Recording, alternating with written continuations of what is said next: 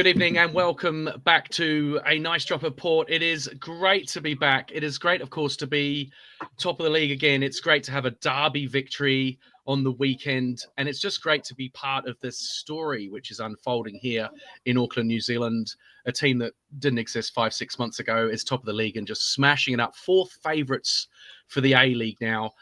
Tonight, we've got a really interesting show coming up. We're obviously going to be talking about the derby and how it went. First experience of such a game for thousands of New Zealanders, thousands of Aucklanders, I would say. The atmosphere was absolutely brilliant in there, and it was a great day out for a lot of people. I had a good day out myself. This evening, we're joined by Robbie's back in Sydney. How you going, Robbie? Yeah. Gutted to be back in Sydney, to be honest. It was a fun trip home, very short, but reality of life. I'm back at home, back at work, back looking after family. Yeah. Come on, you work on the A-League. I mean, it's, you're back to more football. It's like a busman's holiday, you know. This is true. Yes. No, it is good to be home. It's good to be back. All right, we'll pick up with you in a second, Robbie. On the show tonight, Matt as well, our famous armchair critic of Mount Albert. You know, thank you. That's right. All right, in the sky. Perfect. Eye in the sky. Yeah, I like the armchair better. I like that. Much more comfortable. Yeah, so get me out together. That's right. So Matt's going to be able to give us some context that perhaps us that were in the ground again on the weekend would have missed out on. And also Nathan's joining us. Welcome back, Nathan. How you going, mate? Thanks. Good, mate. Thank you. Yeah, very good. Looking forward to this.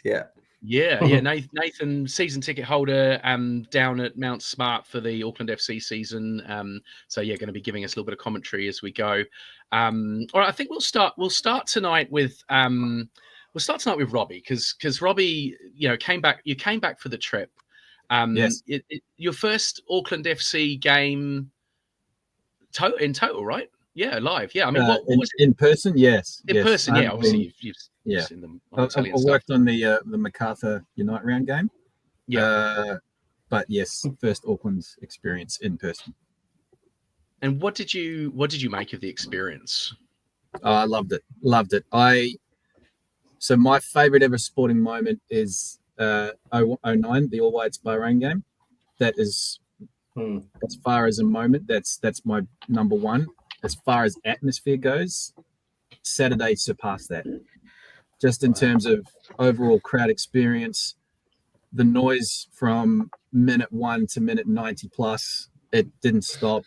And the fact that Auckland won was absolute cherry on top. But yeah, that's up there for me in terms of my viewing, fan experiences. That is up there, easily top 3 for me. Yeah, it was an incredible atmosphere in the ground. I actually arrived a little bit late. I meant to get there as early as you, Robbie, but I didn't get there till 4:30 in the end. And it's just one of those times of the year, probably everywhere, and especially if you're a dad of children, you've got a lot of functions on. And just to let you guys out there know what I went through to get to this derby, I went through a full Santa parade, of which I bumped into Nathan actually down at the Santa parade. Bumped into Nathan at Santa Parade, and then I went on to a full 2.5 hour dance recital for another child. Sat through that, but it was only supposed to go on for an hour and a half. I'd had in my head that I was bang away out of there by 3:30, but no, it was going on and on and on. And I did the old trick, and I actually stayed for my daughter's dance, which was number 32 on the agenda. So I watched 32 acts, and then I was boom. As soon as the curtains went down on her one, I was like, ran out the back. 32 acts, 2.5 hours, all beautiful dancing. If you're watching out there, the dancers, the Waitakere School of Dance, give you a little credit there. And then I bowled down. I Ubered down to the stadium, and the Uber driver, of course, this will be a quick ride. I said, no, there'll be a lot of people going in this direction. It's amazing that still people aren't aware of it, and we sort of got the outskirts of Onehunga, and it was a proper football match. Nathan, what was your experience of the day? He's having a little gulp of Dutch. Yeah, what was your experience of the day, mate? Yeah, it was great. We had a great old time. Sun was shining, and the kids. Obviously, we've got season tickets with our kids, so we take the boys down. Full ground. We actually did something different this game. We managed to get there early and sample the atmosphere beforehand, which is really cool. Enjoyed going into the bit behind the where the bank was. And like the attractions for the kids there playing football, and like it's a really it's really good, the atmosphere that gets built up. It's like it's real kind of family orientated. So I really enjoyed that. I also really enjoy. I didn't know they did this, but when the port enters the ground, like they all like queue up at the stairs at the other side, and then like going in unison like a bus or something.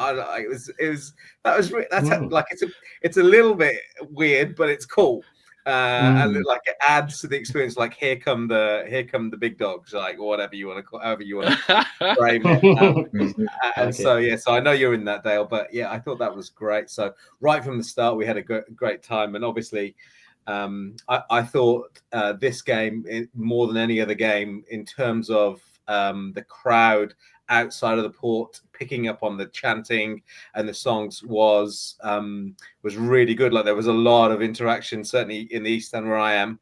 A lot of people were really getting involved with the chants and calls and all that kind of stuff. So from start to finish, really good. And actually, I got to give a shout out in fairness to the Phoenix fans for the Yellow Fever.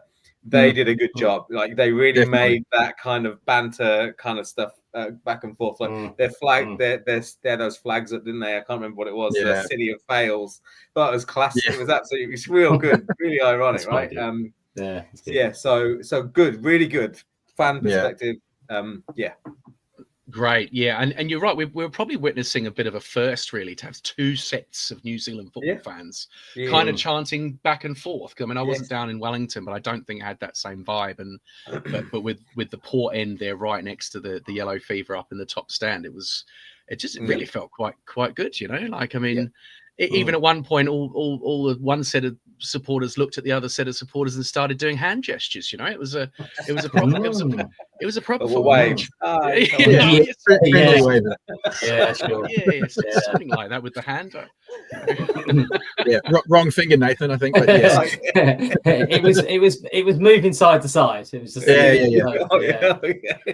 just did the other way around. That's right. It was great, and the whole crowd was behind the team. And it was wonderful. Yeah. What did it look like on the telly, Matt? Did you find a telly because you were traveling this weekend? Anyone in Tauranga watching it, or did you actually watch the game? Matt? Yeah, well, I'll get to. So I was traveling. I was traveling across the country, so downwards. So I stopped off at my auntie and uncle's place first, and watched the cricket there. I won't bore our listeners to any more cricket, but obviously the cricket was fantastic. And then I got to that moment where I was like, okay, I've got to try and time this to get to our next destination, which was about an hour. It was about 30 minutes away. And I knew the kickoff was 5 o'clock, wasn't it? So was it? Yeah. So we got to there. So got there in time. Just about kind of walked in. My wife's friend was there. She had God knows what on the TV. I don't even know how to describe it really. And then got there, and I was trying to find a bit of the conversation where it started to lull a bit between my wife and a friend, and I was just kind of piped in there and went, "Oh, do you mind if I put the football on the TV?" And they were just like, "Yeah, we don't care. We're going to head off somewhere else." So I was like, oh, "Okay, perfect." So got on the sofa and turned the TV on. And I think I just turned it on. Pretty much, it just started to kick off, so it's perfect. And their old Labrador just came into the room where I was sitting because they'd vacated the room already, and he just kind of popped himself on the sofa, lay next to me, had the footy on. Happy days. I was a pipe and slippers away from a perfect moment. He's perfecting this armchair football critic business. Perfecting it. To all our listeners out there, I am only 30. It might be hard to believe. I was going to say, I am 30. Keep yourself fresh, though. Hey, that's what it is. Yeah, for all the people that don't see me on the YouTube or whatever. I am of that age, so yeah. But it doesn't sound like it. But yeah, no, it's a perfect moment. It was It was interesting because you're younger than me, Robbie. You're younger than me, Matt. That's not great. And me. Yeah. That's terrible, mate. It's so bad. Oh. I would lie. I was having the time of my life. It was awesome. The dog was no trouble. I was no trouble. The TV was on. Kids being looked after by someone else. Yeah, Michael was off. They were talking. They came and asked me what we were doing for dinner. I was like, I don't know. You sort something out. We'll do takeaway or something. And yeah, I was happy days. The Labrador didn't care. He was in his own world. So yeah, it's great. It is funny. It is funny though, because I think I was asked by someone. I think Robbie was as well. Like, you know, we may have been recognised from the podcast, and I was also asked whether Matt's going to come to a game at some point. I think you were asked as well, Robbie, right? As was I. Yeah, I'm worried about you out there. We've got to get Matt to a game. That's yeah. The quote is not good enough. Matt, you need to come to a game. No, it's not good enough. I actually think it's kind of like a really unique selling point, though. Like the guy on the Auckland FC fan podcast who doesn't ever go to a game. It's quite good. deep down, I know it's not good enough. It's nowhere near good enough. But it's just about working. Until Dale says otherwise, it's just about working at the moment. I think it's working okay. Well, we should go through your diary, Matthew, and we should line you up a football match to go to. All right. So, what are you doing on the 21st of December? Are you here or are you away? Or are you busy? This is the funny thing. I never go anywhere, so I don't know how I've not managed to ever go. There's always got something on. How do I never go anywhere when I never go anywhere? I'm It's the most boring enigma that anyone will ever hear. It's a boring enigma and an even more boring enigma. You really are the Olympic flame. You just don't go out. You never goes out. Perfect. I am the perfect Olympic flame. Exactly. That's right. That's a good one. Or maybe something will turn up. We'll figure it out, Matt. Maybe you're a good person to start with for an analysis of the actual football, because you know I watched the game from two different places in the ground. I just get so caught up in the game. It's only when I actually watch the game back on replay that I kind of really know what happened. What did you make of the game, Matt? It was I'm just trying to typical derby. Yeah, I mean that's the cliche, isn't it? That it was it didn't feel too much from the beginning. You know, usually the cliche is that the derby always starts off with a bit of a hiss and a roar, doesn't it? You know, everything's at 100 million miles an hour and people are running into each other. But no, not really. I just thought Auckland kind of almost went about their business as they kind of normally do. They looked pretty solid at the back, and there wasn't really much trouble. And you know, they kind of just arm wrestled their way into the game. You know, as the minutes tick over. I thought they started to take a bit of the hold of it. I thought they took control of the game for the vast majority of it, really. Wellington had their moments, and I think we'll get onto it, how they didn't seem to be able to put the ball in the back of the net from whatever it was, 6 yards or something. But I mean, Sakai was, he's, what did I say in my notes to you? He's mugging people off with his crosses and own goals. I mean, well, he puts it in the mixer though. Like, I think we said hard. The last one that he scored, you hit it hard and towards some direction of the goal or a player in the box. It's right where it needs to be. Yeah, I think a lot of people can sometimes. Yeah, I think people try and get a bit cute when it comes to sticking the ball. I mean, it's a tactic as old as day, isn't it? Really, that you get to the byline and you pull the ball back. It's extremely difficult to defend when the ball comes back at you from the byline. So you can't. No, it can't. It's almost it's so hard. Once you relinquish that side, it's extremely difficult to defend. So and then the second half, I thought they did quite well with the Verstrata came off. I think Verstrata, with the is that see that's maybe Robbie can probably fill this in with the A League. That was a concussion protocol, but. No, there was a lot of confusion around that. It was huge. We had no idea on the TV. It later came out that it was a back injury. Okay. So I don't know the prognosis of that, for this weekend and going forward. But that was very confusing at the time, because I watched the game back as well, and commentators had no idea. That's what they said. Yeah. The commentator said he's going through the protocols and he's being checked, and the way he was sat on the bench, he was sitting like he was ready. He could come back on. Yeah. So, but the weird thing was, because I was in the East End as well, I saw him sit down, and it didn't look like he was getting concussion checked. It just looked like he's because I thought groin, that sort of thing, just the way he was moving. Yeah.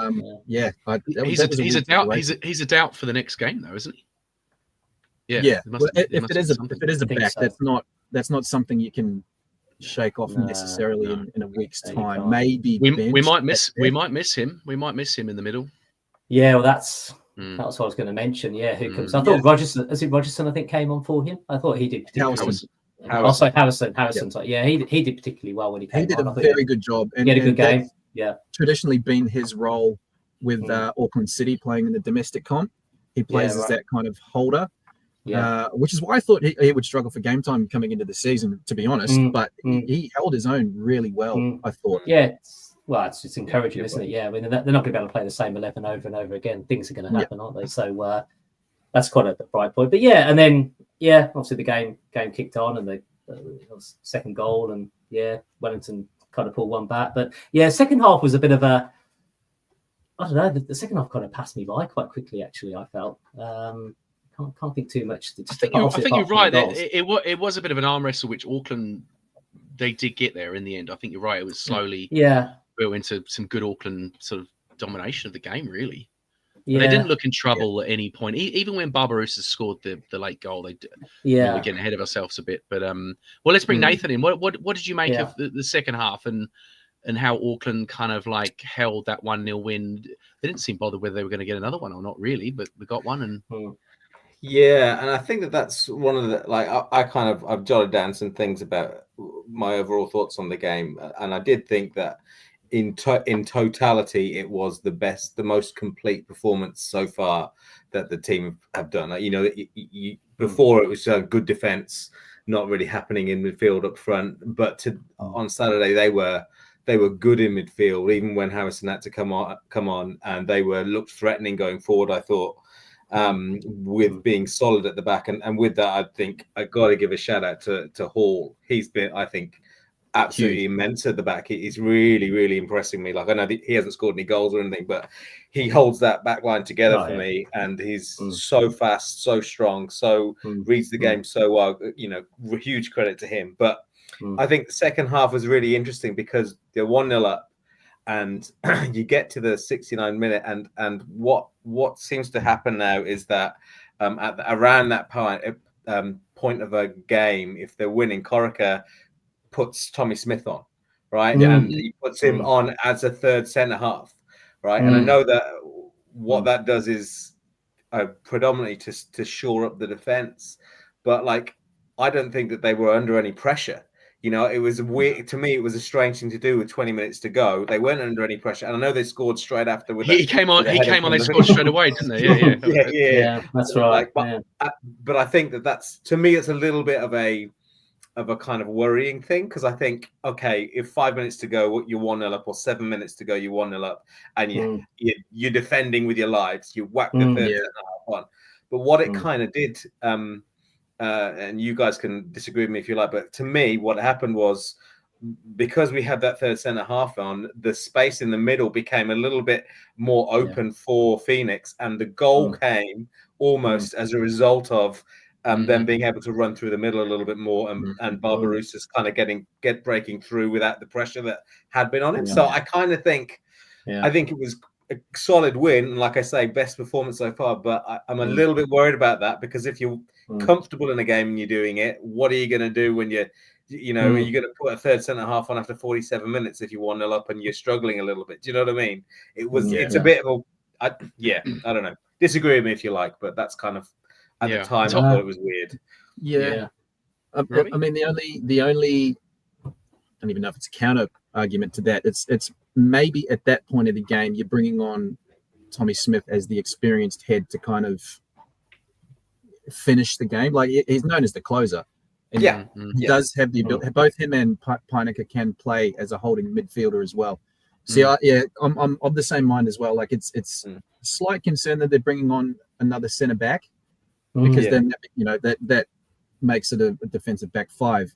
Whereas I prefer one of them to push forward into that DM role and really kind of just anchor everything rather than clutter the back line. That's the only thing. It's a minor gripe, isn't it? I think Nathan's right. You should only really have 3 centre halves when you're hanging on, though. We never looked like we're hanging on, but it was maybe it was a preemptive move. Maybe Corica got a wind of the way the game was going, and we were only 1 up at the time. I think Tommy got done on the turn. Tommy got done for pace for that goal, the Wellington goal. Yeah, he did. Yeah, he did. Yeah. He's getting on his years now. Yeah, and like I say, he's good. Like doing that is fine if there's aerial balls flying into the penalty area all the time, and you need someone who's going to throw themselves in front of the ball. But like that, it just wasn't happening like that. Like they were very much in control of the game, and it was almost conceding a little bit of the impetus. And I thought, like, it's just to me, you kind of go, all right, I can see it with maybe 10 minutes to go, and if it's just still 1-0, but crikey, 20 minutes to go. I mean, I'm a Villa fan, right? So I'm used to seeing stuff like this happen. And what would happen historically as a Villa fan is that we'd be 1-0 up, and then we get deeper and deeper and deeper, and eventually the team that we were beating equalizes, and then we go on to lose, right? But there was none of that even in the offing on Saturday. And that said, they did close the game out. I mean, Matt, what about from the Wellington get the goal back, and it's kind of like the ground the people in the ground, we're all sort of like, oh, maybe there's a game on here. But but then I feel that Auckland just sort of shepherded it home from there anyway. Yeah, I was gonna say it didn't seem to be too much of a panic. Yeah, that 5 at the back is a bit interesting. It's a bit weird as well, because my football team play that, but they don't really bring somebody to play 5 at the back as if like there's a 5-man war. They kind of almost in possession or out of possession, the left back kind of moves in, it becomes like a 4, and the other guy kind of moves up a little bit. So I wonder if he'll look at that and just think, I don't know if that's because the irony was that as soon as the third centre back came through, Auckland looked straight. Auckland, they could just seem like a big hole. Middle. Wellington, it was a huge hole. There was no connection between, First time I've ever seen them broken down like that in our team. Games. Yeah. I think DeVries and whoever was playing on the right, I think they did stay quite wide. I think they were still playing the role as if they thought they were playing when they first, Sakai. Yeah, it didn't seem to be much of an organisation between, when we get the ball, we turn to this, and when we're out of position, we turn into that. But but they saw the game out quite well, I thought. Yeah. The thing that I just thought, if I was a Wellington fan, is that if they could have just put that ball in the back of the net when they had the chance for whatever it was, 6 yards, and then that was the time to score. And then obviously they got the second one. There's no knowing that they got the second one. But I think that was the chance for Wellington to get something out of it. Where in reality, they just saw the game out. Even though that goal went in, there wasn't a hell of a lot going on. So these are, I'm just putting Matt's ratings up on the screens. Paulson 7, Sakai 8.5, Hall 7, Pinnaker 7.5, DeVries 7, Verstraete 5.5. Is that right? Oh, that's a bit harsh. Yeah. Well, he got subbed in the 20th minute, didn't he? So I thought that was harsh, because you usually start with a 6. So I don't know. For pulling the groin, you 6. In my eyes, you get half a mark knocked off for pulling your groin. Yeah, someone kicks you, get an injury, you get a point off. It's a tough school. It's It's Birmingham League. Yeah, I see your mate Jake Brimmer. Brimmer's got a 7 though. 7. I know. Brim. I know. I thought that might. I think he's a good player. Like, he looks like one of the only ones that can do something a little bit out of the ordinary going forward. And I think he's great. Yeah, he's getting better. Yeah, I feel like I should leave Robbie to Brimmer. He can do a hell of a lot better defense job than I could for Brimmer. But Gillian, not his best game. Gillian, it was a bit tight for Gillian. No, that pains me to give Brimmer 7 and Gillian 6. It really does. But I've got to be fair. I have to be. That's kind of how I think it shook out in the end. What do you reckon, Nathan? One of the things I also did think, so you've given Rogerson, old Logie, a 6 there, and I'd be tempted to give him a little bit less than that. I'm a little bit. I like Logan. He came to my club and I met him. He's a real nice guy, and he did well in that opening game. But ever since then, he seems a little bit nervous. He seems to be playing within himself. He'll get the ball, go backwards. He'll get the ball, go sideways. You never see him getting the ball and driving at someone. And really, in that position that he's playing, which is like a Gillian, you don't see him do it. And I kind of think, I'm sure you've got it in your locker. So, and I don't understand why he's not doing it right, and that kind of it does concern me a little bit that he's not, and he keeps on being pulled off, and you kind of think, there's another game gone by when you haven't done anything really. I'm surprised that he hasn't give Toomey a go for Rogerson, because he's looked lively when he comes off the bench. I'm just wondering what more he's got to do to. If he may have already had a start. I don't think he has, but if he has, then obviously I'll take it back. Yeah. But I'm surprised. I'm not sure what more he could do.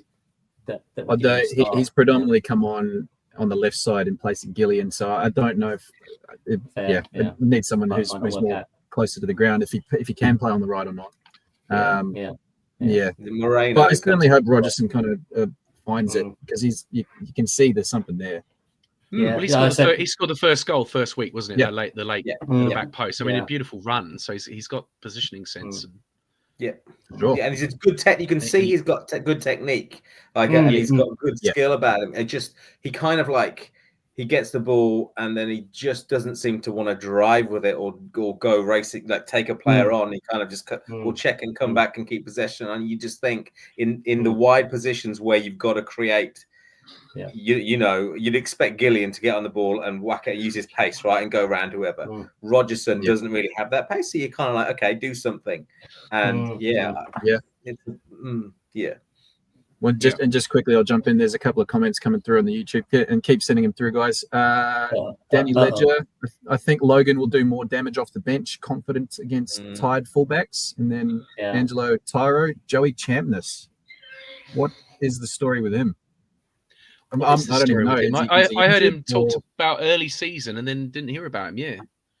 So I'm not sure what the go is there, because he's definitely a winger who can play either side and is very dangerous on his day. Some good points there.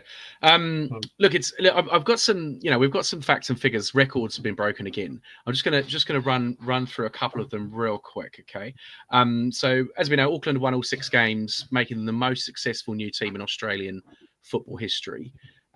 We know they won their first 4 games, but their 6th straight victory took them past Western Suburbs, who won 5 in a row at the start of the 1977 National Soccer League season. So they're like smashing really old records, old Australian, New Zealand records.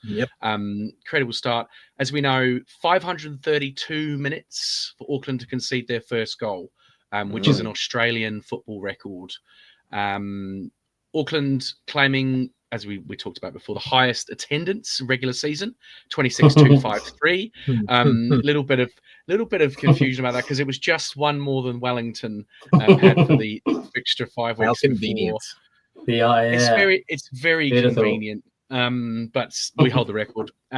This is a good stat: 78,136. That is how many people have attended Auckland's first 4 home games at Mount Smart Stadium, which has taken them past the former Auckland A-League team, New Zealand Knights, total attendance over 21 home games in their entire existence, which was 05 to 07. So fantastic. And the last one is that the Phoenix, even though they did marginally better than New Zealand Knights, of course they did a lot better, they only managed 5 wins in their first inaugural season. So Auckland have already done that. So some incredible stats there. Oh, one more. They're also, we know they're at the top of the table with 18 points. They've got a 17-point lead over the Brisbane Roar, who are bottom of the table. And I think potentially Perth as well. So 17. Jeez. I mean, we played Brisbane on the first game, and I remember we had the Brisbane fan on. We known then we'd be 17 points clear of them after 6 games. I think we all get to draw. I think we all get to draw on that game as well. And bit of news this week. Well, bit of scuttlebutt rumor. Call it what you want. Word on the street. The coach Ruben Zakovic might be in quite a bit of trouble. Oh yeah. There's a certain, for you sleuths out there, there's a certain former A-League legend who's sniffing around. He's just opened an academy in Brisbane and is very keen on an A-League head coaching role. So there you go. Watch this space. Interesting goss. Yeah. The figure is he's got 2 games to save his career. That's the rumor. Wow. His job. But save his job. Yeah. It's like that's it. You are. It's ruthless in the A-League. I was going to say, if you get fired once, can you never come back? You should just go to the Premier. You go to the Premier League. You get sacked, and you just get another job, and then you get relegated. Yeah. You just get another one. Another 10 million quid a year, eh? Yeah. That's right. I love that. I think a lot more should lose their career in the UK for some of the way they manage some of the teams. But yeah, that's right. So the sack race is on. Gone by Christmas, maybe, for the Brisbane Roar coach. Potentially. They are 17 points behind us. I mean, what does he expect? You know? Yeah. Can you say who the legend is, or is it all a bit hush hush? You can't. Well, no, it has been named in articles, and it's not linking him with the job. It's Bessard Berisha. Not Del Piero. He's the second highest goal scorer all time in the league. He won multiple championships with Victory, Brisbane Roar, finished his career last year. He was an assistant coach for a Kosovo League Premier League team. Okay. So they don't always make the best managers, though, as we know. No, that's right. No. If anything, it'd be very interesting because he's a fiery character. He once challenged Sydney Brisbane game. He once challenged the opposition centre back to a fight in the car park. Like literally took his shirt off at full time. Yes, ran down the tunnel. He's that kind of character. Imagine if he brought that as a coach. This is a good segue into the Bemby versus Chiefy. Oh. You know, we're getting into the nicknames, right? And so I mean, for those that don't know, who wouldn't know, obviously there was a bit of beef leading up to the derby. The Wellington coach basically came out in the press and said that Auckland had been lucky. Sort of further clarified it after the game, but lucky with the draw, you know, lucky to have so many home games seems to be the sort of direction of it.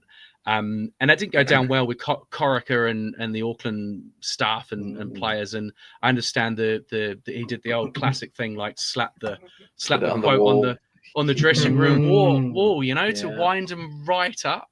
And so obviously it worked. They came out and won the derby. And then we understand there was a little bit of afters as well, which we picked up on another podcast, another A-League podcast. And there was a little bit of from the Auckland FC coaching staff, I believe, giving a little bit back to the Wellingtons. They came off and who's lucky now, or something to that effect. Maybe some spicier words in there as well. So, Robbie, do you know much about that one? Yeah. Only what was heard on the A-League Off-Air podcast with some of my work colleagues here, Robbie Thompson, Daniel McBreen. Apparently there was some words said. Danny Hayes' name was mentioned in passing. Words to the effect of show us some respect, with a little bit more seasoning on that. It's good fodder. I love it. Oh, it's great. It's great stuff. We love all this. We love it all. It's great. Yeah. I saw Corica say that in his post match about showing us respect and that kind of thing. And like, I feel like it's a little bit disingenuous to say that the Phoenix have been lucky. Auckland have been lucky, because Sydney are no mugs, right? For let's be fair, Phoenix are no mugs. No. They were second in the or whatever last season, so got to the semi-final or final, whatever, right? And you think, and this is a team that's started from scratch, so it's a bit of a weird mind game for me. Like, I know that it's obviously a little bit of that, just a bit of needle because it's the rival on that, but like. I don't know. I don't know if it was it. I don't know if it was an easy draw. Do you? I mean, I think that they've had some pretty decent opponents. Yeah, that's the thing with the A-League. There is no such thing as an easy game, because you really can't. And I said it the other week. It's a tipping nightmare. You think one thing's going to happen, and then the complete reverse ends up as the result. Yeah. So to look, and this is Corica did say, you need an element of luck to win games, obviously. Yeah, but sure. It's not like Steve Corica had control of the draw. No, you can only play what's in front of you, and the fact that there were 4 home games obviously helps them. Yeah, but to say that, I mean, it's a bit disingenuous to say that 5 out of 6 were at home as well. Was the quote I saw, and I mean, obviously one of them was down in Wellington. Well, yeah, I achieve his He's point. saying we didn't have to travel to Australia and all the travel time and whatnot. Correct. Yeah. Whereas Wellington had to travel to Perth, to Melbourne as well. It's tough. So could he have chosen his words better? Maybe. I think his point is obviously it's very rare, if ever, to see a team given 4 to 5 home games to start a season. Okay. But then, as Corica said, coming back, the flip side is you're going to have to play those 4 or 5 games away from home at some point. Well, that's right. It's going to come around eventually. Yeah, exactly. Yeah. It swings and roundabouts. Yeah. It's all going to come out in the wash in the end. Exactly. Yeah. And presumably, I mean, our next run of games, there's a smattering of away fixtures in there. So I guess the next 6 games might show us a little bit what this team's made of potentially with those away games in there now. Yeah, they are big. They are big distances to travel. All right, thank you very. Hey Nathan, we're gonna switch you off. You look like you've had a big first half, and you know some, some good little skills in there. Great to be with you boys again. Great to have you on, and we'll definitely have you back. And awesome. Enjoy. You obviously you going to the home game before Christmas. You're going to be up to that one. Yes, we'll be there. Yeah, 21st. Yeah, lovely. All right, We'll say cheerio to you, mate. Thank you very much. Hold on. How do we get him off? There he is. He's gone. All right. There he is. Very efficient. Very efficient. Yeah, I've got my webcam in the way of where the buttons are. Yeah. But, as you know, we want to sort of cycle a few different Auckland fans through, and I was kind of having a think about this the other day. You know, being a football fan of a team. It isn't just about like going every week, you know. It's not about going every week. It's not about being in the loudest part of the crowd. I feel like I love what the Port have done and the people that have organised that, and I enjoy going in there. And I went in there for the first half of the game because I do love it in there. It is pretty nuts, you know. And it was peak Port, you know. On Saturday, it was hot. There was people just everywhere, crammed in. I think the actual stewards were getting a bit upset because the people were standing in the gangways. So I had that sort of experience, and I thought, a mate texted me, and he said, I'm just sitting up on the grass verge there. And I thought I'll go over and see him at half time. But it became apparent to me I wasn't getting back in the Port because there was too many in there. I think they stopped people going back into the Port, and our next guest I think was in there, so he can talk a bit about that. But I actually went and sat up on the grass verge with my other mate for the second half, and it was another lovely experience. You know, lots of people just sitting around, like they bought some eating some snacks and a little bit more of a low key thing. And I thought, you know what, this football club is for everybody. You know, it's I mean, it's even for Matt that doesn't even go, but he watches it on the telly. I mean, that's you know, it's for all of us. I'm glad it is. I really am. Why do you think I'm not turning up? I think it's gone past the points where I'm just fearful for turning up now. We're going to start a campaign. Hey, joining us now is Samson. Welcome back, Samson, mate. How are you going? Hey, very good, man. Thanks for having me back on. That's all right. That's all right. I really enjoyed talking to you last time you came on, and then I met you down before the Newcastle Jets game. And you had already had a little bit of Thai whiskey, you were telling me at the time, and you seem to have had more than a little bit, actually. Guilty as charged. Guilty as charged. But so you've been to a couple of games now. What was your I mean, what's been your take home so far? Your experiences of going to these matches? So I've been in the Port both times, and it's really been something I haven't experienced before, you know. Like, I'm diehard sports fan. I follow everything, you know. I'll sit through all 21 stages of the Tour de France type of thing, you know. Like, I love every sport, and from a New Zealand experience, the Port and being in that atmosphere is unlike anything I've ever had before, and it's just surreal, and it's so cool to have that at home in Auckland. Yeah, so literally the first time you've ever experienced it. Yes, no, absolutely. I mean, I've been to All Blacks games and everything like that, and it's just really more than I ever hoped. It's just phenomenal. What was Derby Day like for you? Like, did you get in there early? Yeah, personally, it was a really awesome day actually. So I had my birthday when I was overseas, and the guys, while I was away, I'd been telling them all, oh, guys, there's Derby Day coming up. It'll probably sell out. Tickets are looking like they're going. And anyway, thought everyone blew me off. And I was just thinking, oh, whatever, I'll just go with the same group of us. There's 4 of us with season tickets, so I'll just go with them again. And rock up at my mate's place to have a couple of drinks before we go to the stadium. Walk in, and there's 8 lads in the lounge there, and surprise, late surprise birthday party. And then rock up to Mount Smart, and then a couple more guys find us in the crowd as well. We ended up with 12 of us here, and it was just a really nice, really cool vibe, and it just really kind of brought the atmosphere. And then there were people we met last game as well, and it just really made a really good time. I think you're right. I think making connections is one of the greatest things that's come out of this for me, this team. And like bumping into people who want to talk about the football, or my experience at Derby Day, like I said, it started at the Santa Parade, and then I found myself right at the end of the day at midnight in a flat actually close to Mount Albert that I'd never been to before. And so what a day I had, sipping port on the balcony of an apartment block. This was my mate who I'd sat on the Green Verge, Jack, that came on our show the other week. And I thought that, I would never have done this if this football team hadn't have been started. And I thought this is so good on so many levels that I sat in Lily World after the game for a few hours having a few beers with Jack.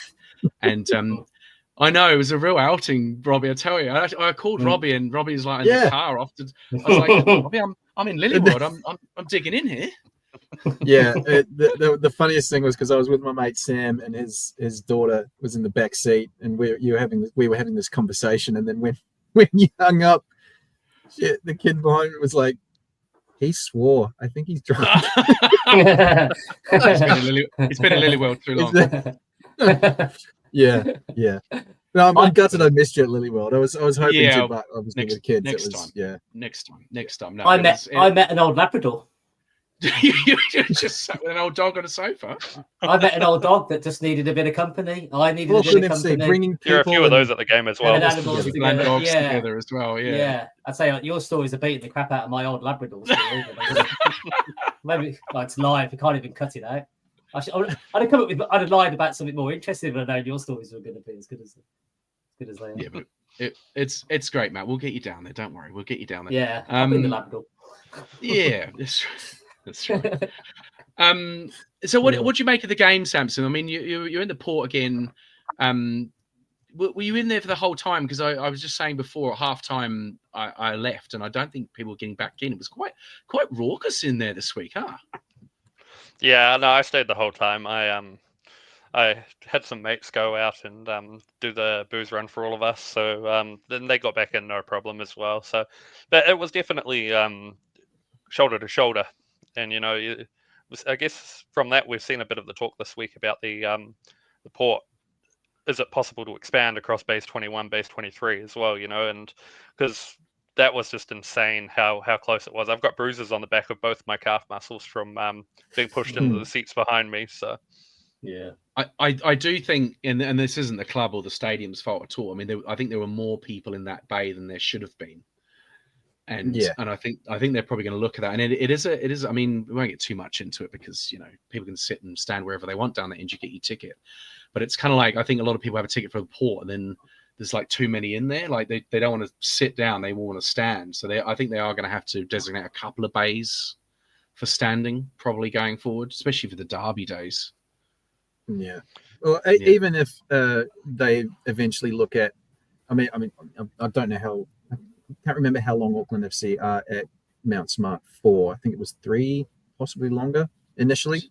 But even if the stadium looks at going down the route of a Combank Stadium, where the RBB stand, it's a safe standing grandstand, basically. So they've got the standing bars in place as well as the seats. So you obviously have the option of sitting or standing.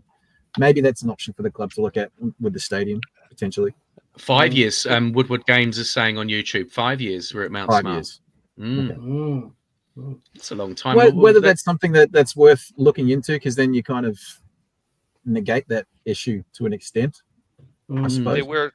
There were places in the stands in the Port this week that were 2 deep per row, like it was 2 people, one in front of the other per row.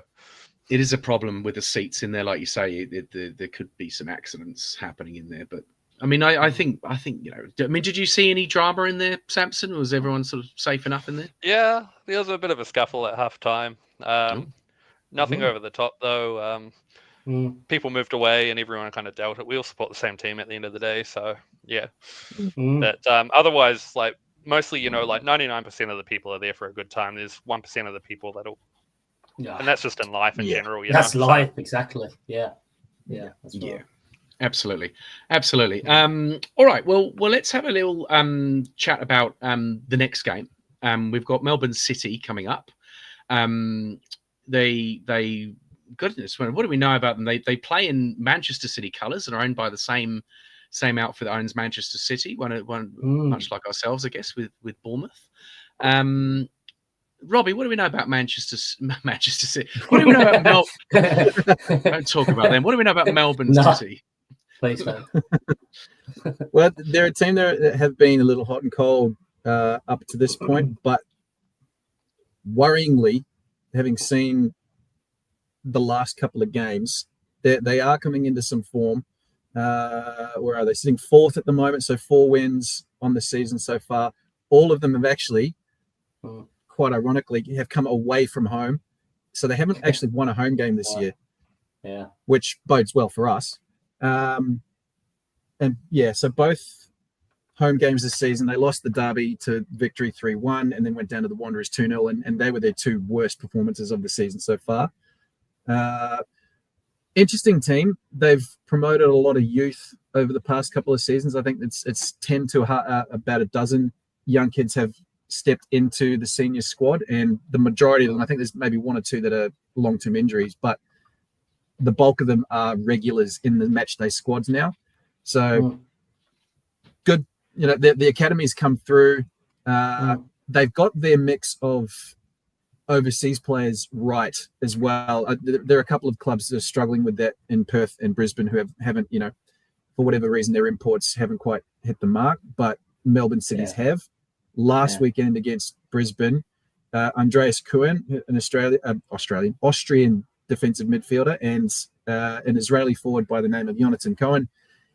Unbelievable games from them last season. So they're the key players for Auckland to worry about. But as far as a team goes, City, I think if they can keep this form up and bring in their big name Socceroos who are some long-term injuries, Matt Leckie, Mark Attilio, possibly coming back in the next month or so.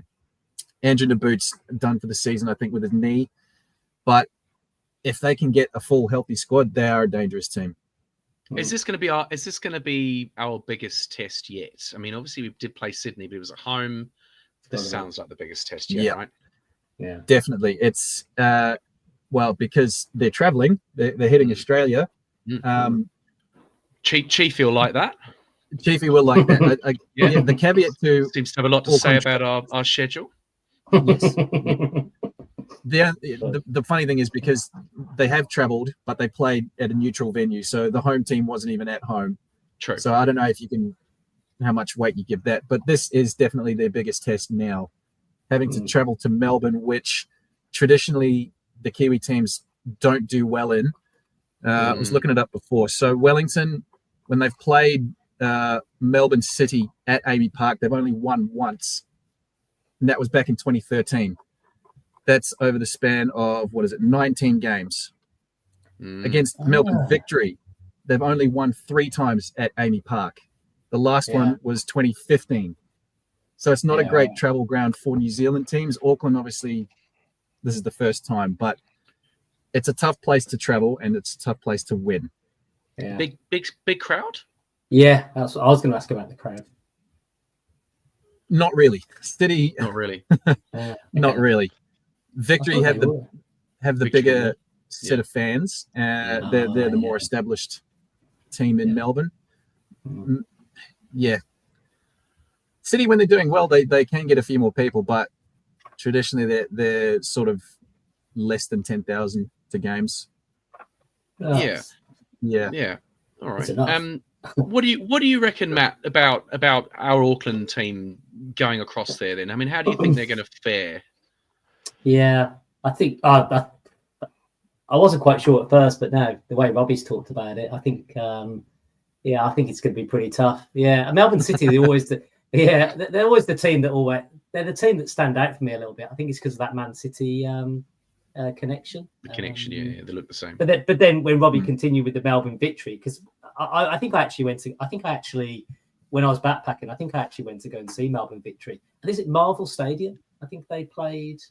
Well, that's one of the biggest. That's one of the big stadiums in the city. I think that's where I went and watched. So, but it's been a big game. I think it's just going to be tough. To me, they feel like one of the premium teams in the competition. They're the ones that stands out for me. And yeah, as Robbie started to realise some of those players, I know the. I think I watched Israel play, so I think I saw a bit of that guy that plays up front, and he's pretty handy. So I think they're going to have their work cut out. Yeah, I think if Verstraete is key. If he can come back, I'd feel a lot more. I don't know if confidence the word, comfortable. I think House is going to do a job, but it's going to be tough stopping those two especially. Yeah, I think they need him back because I think they're going to try. Yeah. I can see exactly how Auckland are going to try and tackle this game. It feels like they're going to go for a perfect Auckland performance. It's just going to be super tight. They're not going to give anything away at the back. They're going to try and win the midfield. Why change the formula? I mean, yeah. They need to dominate the game, strangle the game, like you said, get their noses in front. Sakai is going to do a run down and smash it really hard and low. Smash it off someone's legs. And it'll fly in the net off something. And we'll be one up. I mean, what does Corica do if we go one up? That's a good question. Samson, you've seen one down. I want to know what happens if we go one up over there. Like, are we bringing Tommy Smith on straight away? Samson, we got any thoughts about how we might set up over there? I mean, Tommy Smith. I'm a big Tommy Smith fan, so I'd always support that. But I mean, at the end of the day, I guess it comes down to how long into the game we are. It's circumstantial, just thinking on the feet type of thing. And if it's in the first 10 minutes, then go for more. As in the last 10 minutes, close up shop. Yeah. And what about the other way, Matt? What do you reckon? 1-0 down. I don't know. I was going to throw that one out there. Away from home. I have no idea what he'll do. It's going to be interesting to see because there's just nothing. I mean, maybe Robbie could.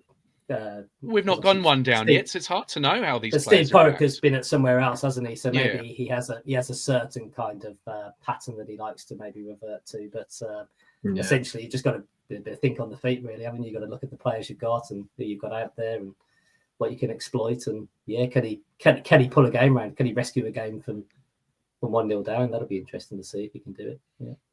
Yeah, it's a big question. I can't think off the top of my head what he was like back in Sydney when they went down, but I know like he's a fighter of a coach. Yeah. He's very bullish, and he'll keep pushing his team regardless. Yeah. So he put some confidence in that. Yeah, he doesn't look like someone that just is going to lie down and take it, does he? I think he's coming across as a manager. He obviously knows he knows what he's doing on the pitch, but he does come across as quite someone I think he'd quite enjoy playing for. When does Corica play to the conditions, play for against who set up for who he's playing against, or is he sort of got one style and sticks to it, Robbie? Like, and I just mentioned that because, as you know, I'm a Spurs fan back there, and people are criticizing Ange Postecoglou, right? And saying we love him, we love what he's done, but he only seems to be able to play one way. And if you only can play one way at any level, you're eventually going to get found out. So I'm interested to see what Corica's form is on this type of thing. Yeah, I think one of the criticisms of him at the back end of his Sydney tenure was that he was quite inflexible, similar to an Ange, that he wouldn't necessarily change things up. So, I mean, in a way, the fact that he's doing that with Tommy Smith is more against the norm from what I've seen of him in the past. But as far as a horses for courses thing, that's not really Bimby's go from memory. He's got his way. He's pretty loyal to his formation, his system, and his players. Yeah. It's going to be a test for him for sure. Like the moment Auckland does go down in a game or down by a couple, what he does to change that. And he doesn't know either. Happens. He doesn't know what the players are going to react. Some are going to, some are going to pull their socks up, and you're looking at people like Sakai and debrief, or people in the middle. They're going to, the manager can do what he likes, but you've got your kind of lieutenants on the pitch that are going to turn around and say, we're not out of this. We've conceded a goal, but we can pull this back. I just want to read out one of my favourite comments so far from Angelo Tyro, who said, we were talking about the game coming out. He says, well, for one, the Black Knights must stop Erling Haaland. I wonder what Erling Haaland would do to Tommy. Christ. That'd be quite a sight, wouldn't it? He's a good player. I digress. Samson. So let's get into predictions for the game. Samson, mate, do you want to go first? What do you reckon this weekend? Low scorer. Very defensive team. Melbourne City is probably a little bit hotter on attack. So I think 1-0 to us. Yeah. Go for 7. Not a bad shout. 7 in a row. All right, Robbie. Give us it. I kind of think 2-1 again, and for Auckland. I think both sides do have goals in them. I do rate us defensively better than City. This might be the game that we go down first, whether we go behind. But I still think we need another win. I just trust what this team is built on, and there is a resilience there. The fact that I forget what the number was, but the bulk of their goals come in the last quarter. So this team's got fight. This team's fit. I think they can do it again. I haven't seen anything contrary to that thus far. So I have no reason to doubt it. No. Matt? 3-3. 3-3. I don't see Gillian. 3 goals. Gillian hat trick. Gillian hat trick. Gillian hat. Is it? Hold on. Is it a perfect hat trick? Oh no. It's not going to be a perfect hat trick this time. But they all going to be in the correct net. There's no own goals in this prediction anymore. No own goals. It's a 3-3. It's a Gillian hat trick. God knows what's going on at the other end, but something's happening. Well, Gillian did score against City in the preseason game that Auckland lost. So right. So he knows the crack. Okay. Yeah. I think this is gonna be his game. This is the one that we've all been waiting for. Yeah. Lots of goals. See, I kind of think the opposite to you, and I was thinking about going. I would do that. Going for a nil. Thinking of going for a nil. I think every now and again, when you least expect it, the game of football throws up a 0-0. And like no one can make anything count. It's one of those dull sort of games. Or it's going to be. I think it's going to be a draw or a 1 each. A 1 each with a.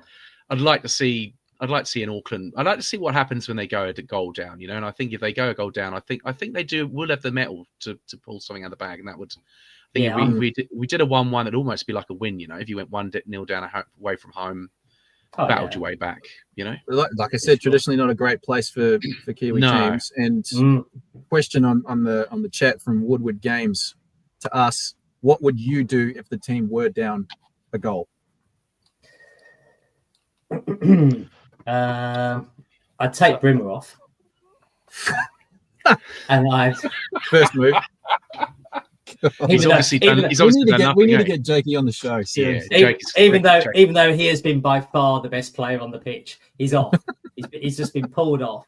And I tell you what, I like Moreno when he comes on. Yeah, I'd have Moreno come on, Toomey on, so, a couple of bit of energy. Moreno would definitely be somebody. I think I'd like to see him, shadow May or whatever. Yeah, I think I could see that maybe happening. I think he gets a bit isolated at times just because the way Auckland's set up.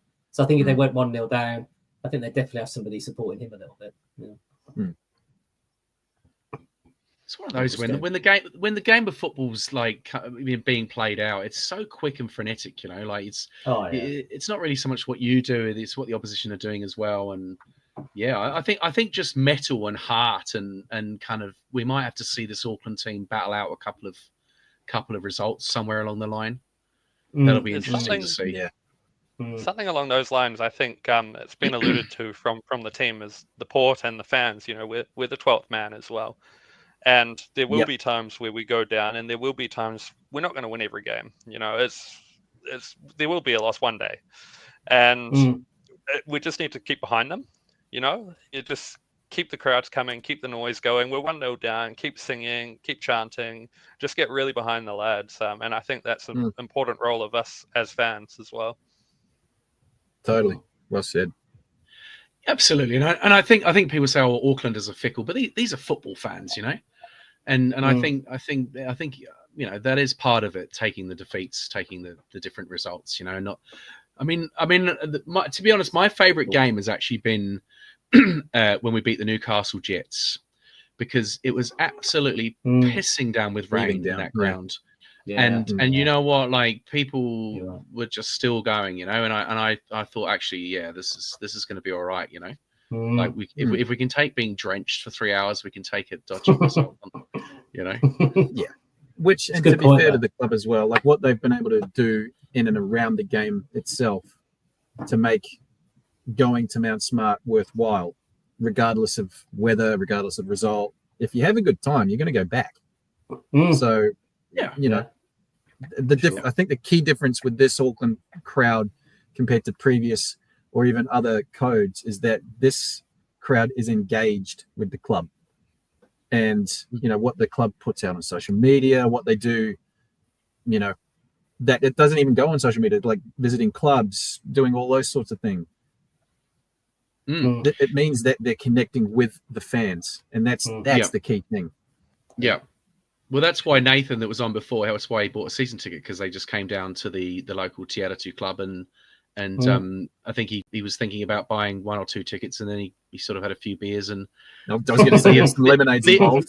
The event caught up with him, and he bought himself a season ticket, and him and his family. So I mean, that's a lovely thing. Yeah, and it is, and like I keep saying through this, it's the building connections as well, and meeting new people, and you know, I at one moment I sat there on that grassy bank in the second half, you know, and I'm thinking I'm sat here at a crucial football match.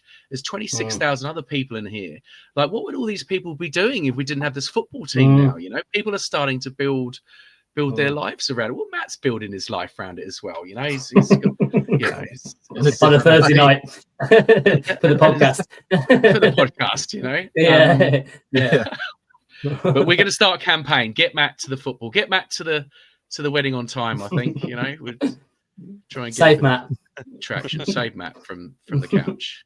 What's the best bribe you can offer? Yeah, exactly. How can I bribe you? You don't drink. You don't eat meat. What can I get you? Thai whiskey.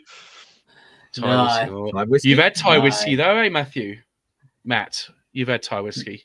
Yeah, I have. Whiskey. Yeah, that was Monsoon Poon 2007. Oh wow! Yeah. I haven't heard that name for a long time. Yeah. But we weren't in there very long. No,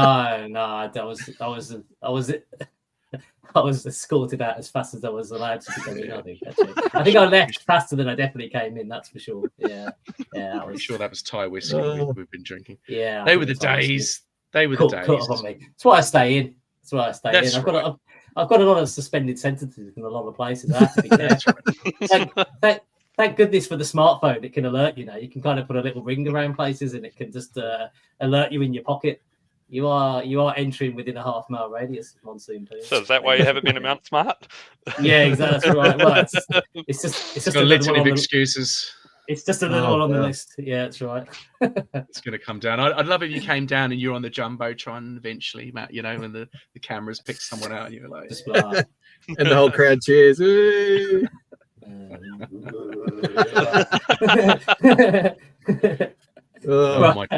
My daughters are mad to get on it. They can't wait to get down there again. And it's brilliant. It's brilliant. And anyone that's been... talks, like I think Robbie mentioned before, that the club have put on such an amazing experience. Everyone that's been, whatever day they went, has a good experience, whether they were big football fans before, whether they're getting back into it or what, you know, and that's really part of this, you know. It's great. It's really great. Yeah. Maybe. All right. Maybe we'll hit a certain amount of subscribers, and I'll make my way down. Yeah. There we Thousands subscribers, and Matt goes to the game. There we go. And then 2,000 subscribers. You can put me in front of Lily World, and you can all have a shout at me and say, Matt will stop going to the games. Yeah, I'll stop going. That's right. You get to 2,000, I go back home because you can see why I never went in the first place. All right, we're going to wrap it up. So yeah, thank you very much for listening and watching out there. Spotify, Apple Podcasts, YouTube.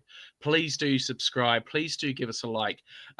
We all, anyone that comes on this podcast, myself included, we all do this for the love of it.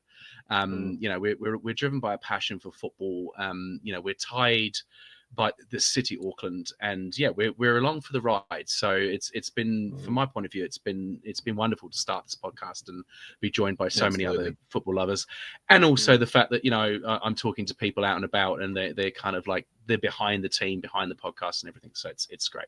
Tell your friends, get them listening, get it downloaded, get it on the bus on the way into that boring city if you're going into work. Just chuck it on, enjoy it. And shout out to everyone who dropped a comment tonight. Thank you very much. John Giamatti, Phil Metcalf. Yeah, Phil Metcalf was the man who gave me my first. I recognize you from the pod. So thank you, Phil. Angela Tyro, all the comments. If I didn't shout your name out, sorry, but very much appreciated. Keep them coming. Yeah, cheers. Lovely. Thank you. Well, thank you, Samson, for coming in, mate. Good to see you again. Hopefully bump into you again soon. I'll be cheers, around. man. Good on Thank you. you. All right, Matt, no worries. Matt and Robbie, thank you very much. And that was a nice drop of report. Thank you very much for watching or listening. We will see you next time. Thank you. Up the port. Up the port. Up the port.